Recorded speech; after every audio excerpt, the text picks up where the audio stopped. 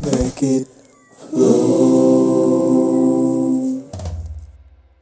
Halo Sobat Sehat, jumpa lagi di Uro Podcast episode ke-10. Masih bersama saya Dr. Aron Abdullah, Residen Urologi RSCM FKUI, selaku host yang akan mengajak semuanya untuk berbincang kali ini dengan membahas topik yang sangat menarik, yaitu A to Z pembesaran prostat. Narasumber kita kali ini adalah Dr. Fahri Rahman, spesialis urologi. Dr. Fahri merupakan salah satu staf Departemen Urologi RSCM FKUI. Di sini kita akan belajar banyak dari Dr. Fahri mengenai apa itu pembesaran prostat hingga bagaimana penanganannya. Kita sambut narasumber kita untuk siang ini kepada Dr. Fahri Rahman, spesialis urologi. Kami mempersilakan. Selamat siang, Dokter. Selamat siang, Dr. Aron. Assalamualaikum warahmatullahi wabarakatuh. Waalaikumsalam warahmatullahi wabarakatuh. Nah, Dok, mungkin kita mulai dengan pertanyaan-pertanyaan terkait pembesaran prostat, Dok. Oke. Pertanyaan pertama, mungkin kalau kita bicara mengenai pembesaran prostat itu sebenarnya itu apa sih, Dok? Ya. Oke. Jadi mungkin sebelum kita ngomong pembesaran prostat, kita mungkin harus tahu dulu ya prostat itu apa ya. Jadi memang prostat itu adalah suatu kelenjar gitu yang kebetulan hanya ada di laki-laki ya. Jadi tidak ada di perempuan. Itu hubungannya memang kelenjar yang fungsinya nanti ada di buat seksual gitu ya. Nah, itu letaknya itu ada di antara kandung kencing gitu sama dia melingkupi dari saluran kencing buat tempat kencing kita keluar, atau kita biasanya sebutnya sebagai uretra gitu. Nah, kalau misalnya kita bicara prostat itu punya ukuran normal sebenarnya. Kalau rata-rata orang normal itu biasanya prostatnya itu besarnya hanya ya kurang lebih dari 20 gram. Jadi kalau misalnya kita mau bilang pembesaran prostat, ya mungkin secara ini kita bisa bilang kalau misalnya dia sudah membesar di atas 20 gram, mungkin kita bisa mengatakan bahwa ya ini prostatnya mungkin membesar gitu ya, Dr. Aron ya. Nah, tapi kalau misalnya kita bicara tentang pembesaran prostat, ini bisa karena macam-macam gitu ya. Iya. Jadi bisa karena suatu hal yang jinak gitu, atau biasanya kita kenal sebagai benign hyperplastic benign prostat hyperplasia gitu ya. Baik. Atau di sisi lain bisa juga ini sebuah keganasan, atau mungkin kalau misalnya kita kenal namanya kanker prostat gitu. Kembali ke pembesaran prostat yang Dr. Fahri tadi menjelaskan, itu sebenarnya kenapa sih, Dok, bisa sampai membesar prostat itu?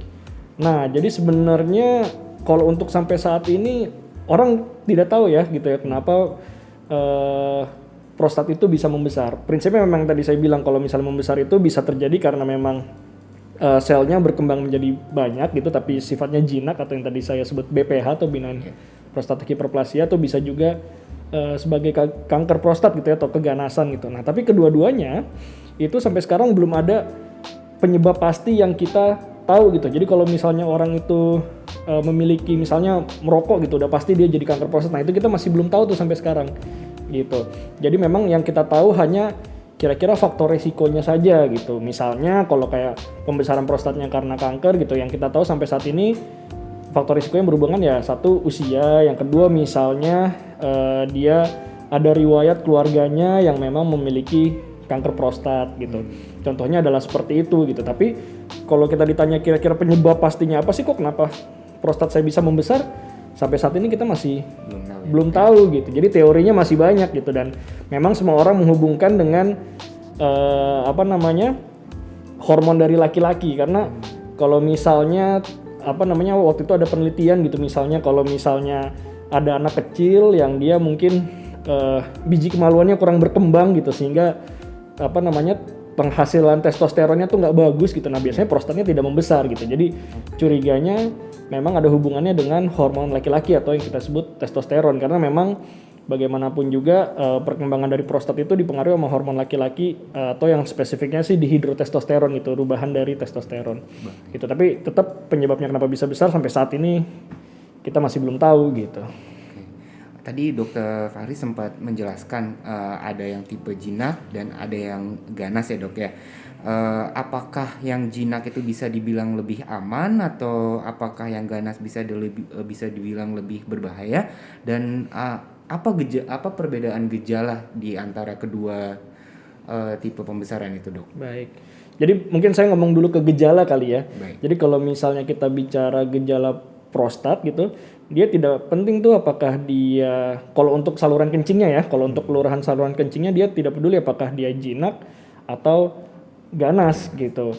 Nah, kalau misalnya orang ada pembesaran prostat terus dia membuat sempit jalur keluar kencingnya, biasanya pasien-pasien itu ada beberapa keluhan yang mungkin bisa terjadi, atau kita kalau mungkin di dunia kedokteran sebutnya adalah gejala saluran kemih bagian bawah, atau bahasa Inggrisnya lower urinary tract symptoms gitu ya.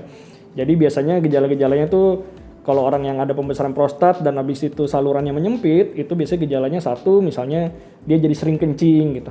Bisa pada pagi hari, pada siang hari gitu, atau pas pada malam hari sering terbangun untuk berkemih.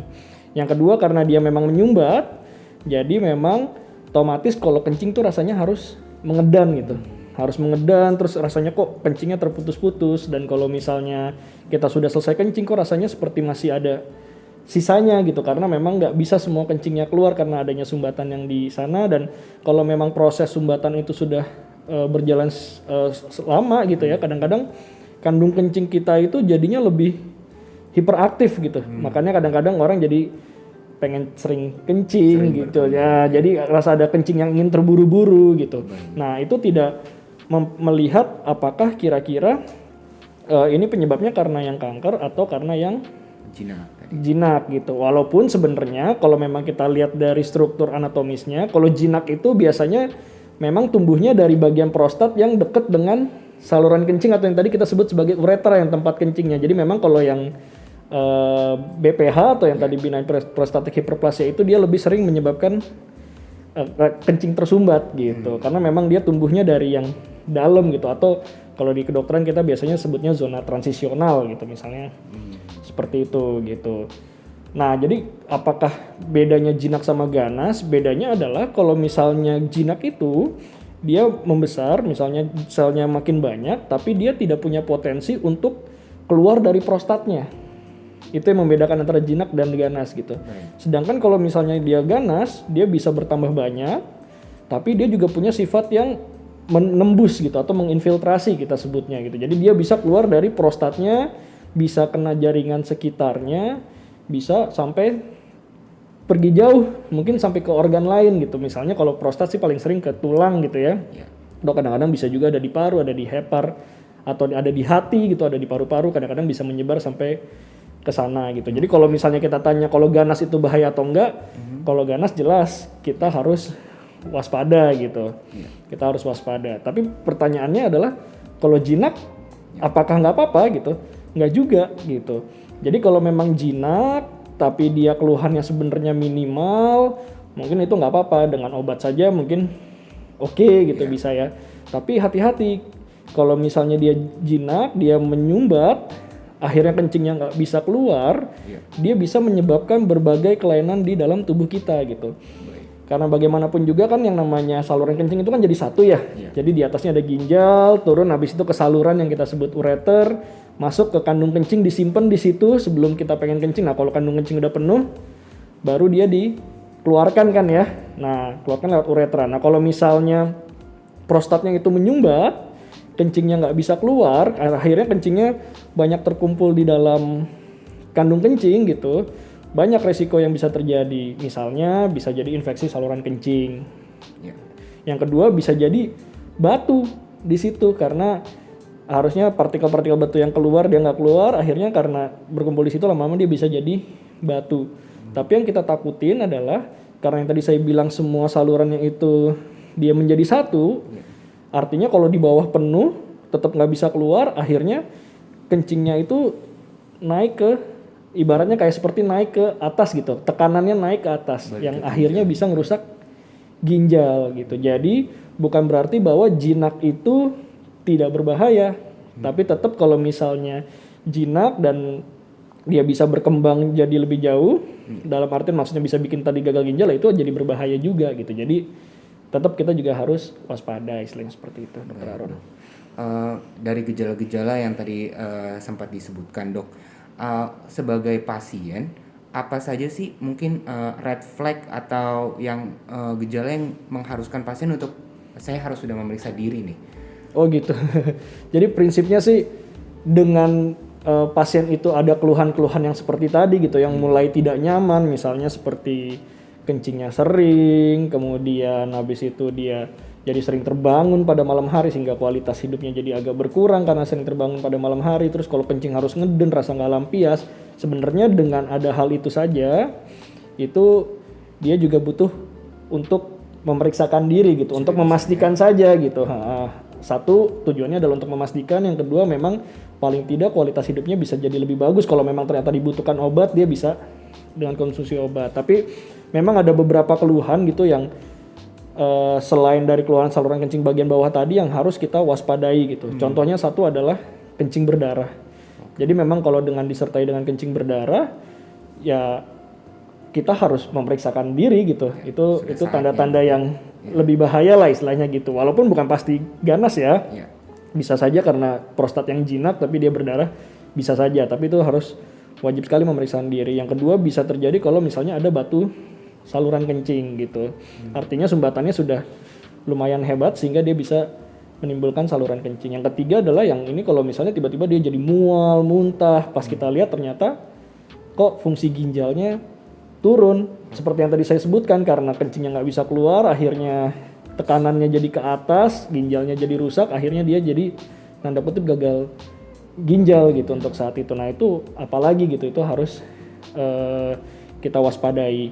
Yang keempat juga bisa jadi kadang-kadang karena kandung kencingnya sudah terlalu penuh yang tadi saya bilang, kadang-kadang dia ngerasanya seperti kayak ngompol aja tuh, Dokter Aaron. Atau kita sebutnya overflow incontinence. Jadi memang ngompol yang karena isi kandung kencingnya sudah penuh, jadi dia keluar dengan sendirinya gitu. Karena memang sudah nggak ketampung lagi dari dalam. Nah itu juga tanda-tanda yang bahaya karena besar sekali kemungkinannya dia juga merusak ginjalnya yang di atas. Ngomong-ngomong tentang mencegah pembesaran prostat nih dok, apakah pembesaran prostat itu bisa dicegah dok, dan atau semua laki-laki pasti akan mengalami pembesaran prostat dok? Nah, jadi memang kemungkinan besar memang hampir semua laki-laki akan mengarahnya ke sana gitu. Jadi memang ada sebuah studi yang memperlihatkan atau sebuah penelitian gitu yang memperlihatkan kalau laki-laki ini pada usia 30-40 tahun nih ternyata orang yang mengalami pembesaran prostat itu hanya 8% gitu. Tapi di usia 50-60 tahun itu hampir 50% ada benign prostatic hyperplasia yang tadi saya sebut itu. Nah, ternyata di atas usia 80 tahun itu hampir 80% yang punya benign hyperplasia gitu. Jadi kemungkinan besar memang semakin kita tua itu memang resiko untuk berkembangnya prostat ada. Jadi memang kemungkinan besar hampir semua laki-laki akan berkembang prostatnya gitu. Ngomong-ngomong tadi agar tidak terjadi resiko yang diakibatkan karena tidak berobat, agar para sobat-sobat sehat mengetahui dok, sekiranya apa saja pilihan pengobatan yang biasanya digunakan untuk mengobati misalnya tadi yang dokter sebut BPH ataupun kanker prostat dok? Baik, jadi ada dua ya penyakit yang tadi kita akan sedikit bahas gitu. Jadi pertama kita ngomong dulu adalah misalnya benign prostatic hyperplasia gitu. Jadi prinsipnya adalah kalau misalnya sobat-sobat sehat ini punya keluhan yang tadi nih, gangguan berkemih, yang tadi jadi sering kencing, jadi terputus-putus, kemudian ini yaitu periksakanlah diri gitu. Nah, biasanya nanti kita akan cek beberapa pemeriksaan gitu ya Dokter Aaron ya. Beberapa pemeriksaan yang tujuannya satu, kita mau membedakan kira-kira apakah ini ada kemungkinan ganas atau tidak. Biasanya pemeriksaan yang kita lakukan untuk bisa membedakan kemungkinan ganas atau tidak itu ada dua, yaitu saat kita pemeriksaan fisik. Jadi mohon maaf, biasanya memang dokter kalau misalnya kita curiga ada di prostatnya ada sesuatu, maka kita akan periksa colok dubur atau kita akan memasukkan jari kita ke dalam dubur pasien gitu. Tujuannya apa? Ya kita mau tahu kira-kira prostatnya ini bentuknya masih normal atau kok kira-kira sudah ada ke arah keganasan. Tujuannya itu satu. Yang kedua adalah kita biasanya akan cek darah gitu ya, yang kita sebut sebagai PSA. Jadi PSA ini adalah suatu pemeriksaan yang dia sebenarnya prostat spesifik ya. Jadi dalam artian dia memang untuk organ prostat. Nah, kalau dia tinggi, kita kadang-kadang bisa curiga jangan-jangan ini keganasan. Walaupun sebenarnya PSA yang tinggi bisa disebabkan karena macam-macam, misalnya kayak infeksi di prostat gitu, pasiennya habis dilakukan pemasangan kateter itu juga bisa naik ya dokter Aaron ya. Tapi kalau misalnya tinggi kita curiga ada kemungkinan dia kanker prostat. Nah, kalau misalnya ternyata kita tidak ada kecurigaan kanker prostat, maka nanti kita akan anggap ini adalah sebagai yang tadi BPH. Kita anggap sebagai BPH. Nah, penanganan BPH itu kita tergantung dari keluhan pasien sebenarnya. Jadi kita ada yang namanya IPSS ya, International Prostate Symptom Score gitu. Jadi ketika pasien datang ke kita, nanti kita akan cek tuh kira-kira skor pasiennya berapa gitu. Semakin pasiennya banyak keluhan, pasien pasti akan ngisi skornya nanti akan semakin besar gitu, akan semakin tinggi. Nah, nanti kita akan melihat tuh dari skor itu gitu. Jadi skor itu nanti bisa ada yang ringan, bisa ada yang sedang, bisa ada yang berat. Biasanya kalau keluhannya ringan, itu kita nggak perlu apa-apa dulu nih. Jadi lebih baik lebih ke arah gaya hidup gitu. Jadi mungkin kalau misalnya kencing malamnya sering, jadi kurangin minumnya pada malam hari, misalnya kayak gitu, kurangin minum teh, minum kopi karena dia merangsang sering kencingnya gitu. Jadi lebih ke arah sana gitu.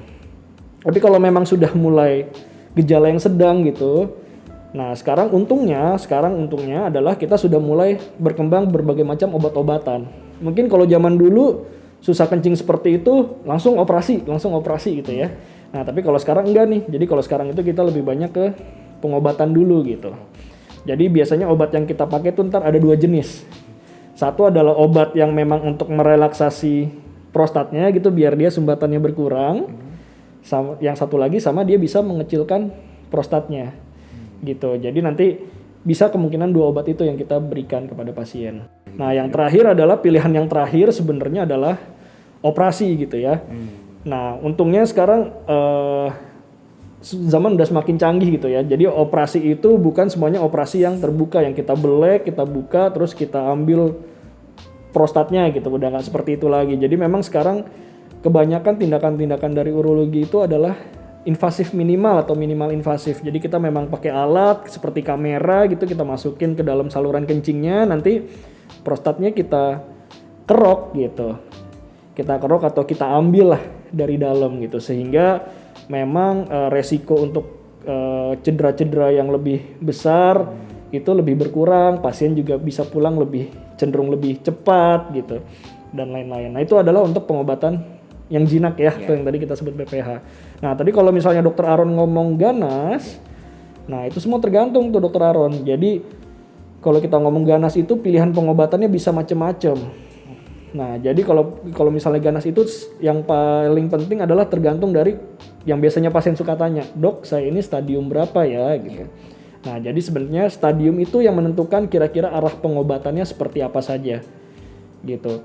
Nah, yang namanya kanker prostat itu kan dia yang namanya kanker ya, bukan prostat saja, itu kan ada yang sifatnya dia masih di dalam organnya atau masih di dalam prostatnya kalau kita bicara kanker prostat, tapi ada juga yang dia sudah menyebar ke tempat-tempat lainnya yang tadi kita bicarakan. Nah, itu dengan kita tahu 2 itu saja itu sudah berbeda sekali penanganannya gitu. Jadi memang biasanya kalau misalnya yang masih ada di dalam prostat itu pilihannya ada beberapa, misalnya bisa dioperasi, kemudian bisa juga kita lakukan terapi sinar atau kita sebutnya radiasi gitu. Itu bisa gitu. Tapi kalau misalnya dia sudah menyebar jauh, biasanya cenderung kita lebih banyak ke obat-obatan saat ini. Gitu. Tapi sekali lagi, selain stadium, kita juga tetap harus memperhatikan hal-hal yang lain nih dari pasien. Contohnya adalah misalnya kondisi pasiennya kayak gimana sih?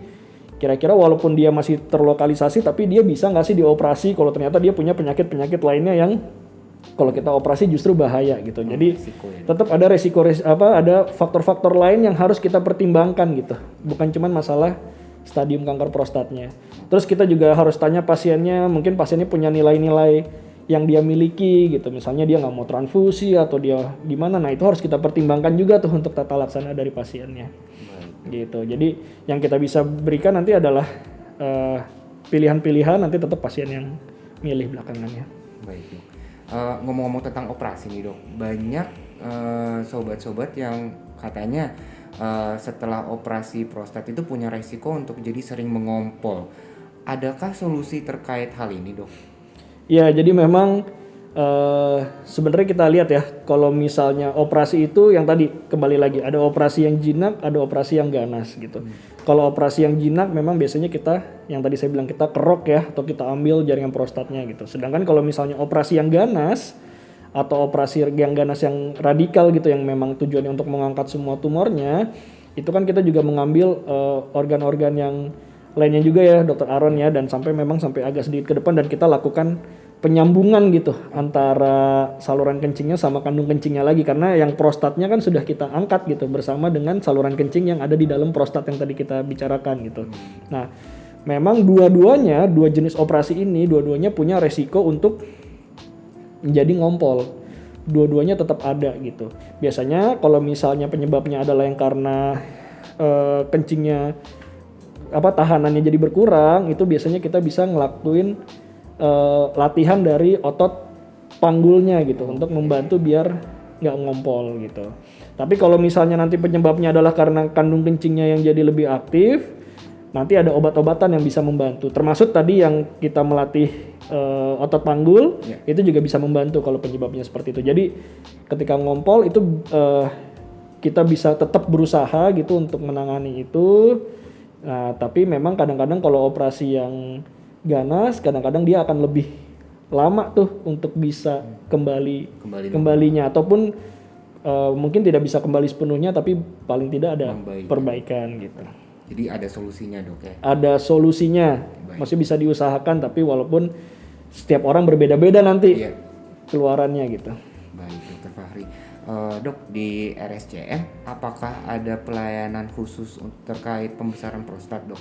Dari informasi yang saya dapatkan nih, saat ini telah berkembang teknik pemeriksaan secara robotik agar sobat sehat mungkin mengerti pemeriksaan robotik pada prostat itu seperti apa dok?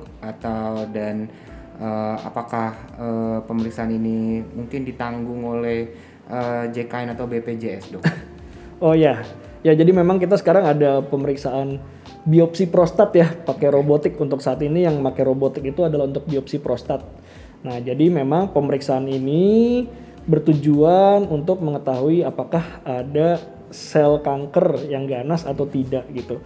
Kan tadi yang seperti yang saya sudah sebutkan sebelumnya Dokter Aaron ya. Jadi kalau misalnya pasien ada keluhan yang tadi kan biasanya kita mau bedain dulu tuh antara yang ganas sama yang jinak yang tadi saya bilang gitu. Jadi kalau misalnya di situ kita curiga dia ada ganas, misalnya karena PSA-nya tinggi gitu atau yang tadi, atau kalau misalnya kita raba prostatnya dari anusnya kok kayaknya kayak kanker nih bentuknya gitu, tidak normal. Nah, itu kita belum bisa tuh saat itu aja langsung mendiagnosis oh ini kanker prostat, belum bisa gitu. Kita yang tadi saya bilang kita cuma curiga, oh ini kemungkinan takutnya ada kanker prostat. Nah, untuk memastikannya kita harus mengambil jaringan prostatnya. Yang setelah itu nanti kita lihat dari mikroskop, kita intip, kalau misalnya ganas, nah barulah terdiagnosis sebagai kanker prostat gitu. Nah, untuk kita melakukan pengambilan jaringannya atau nama lainnya yang kita sering sebut biopsi, nah itu bisa dengan beberapa hal. Bisa dengan robotik yang tadi Dr. Aaron sebut, bisa dengan tanpa robotik gitu. Nah, jadi pertanyaannya kalau gitu kelebihannya robotik apa sih gitu ya.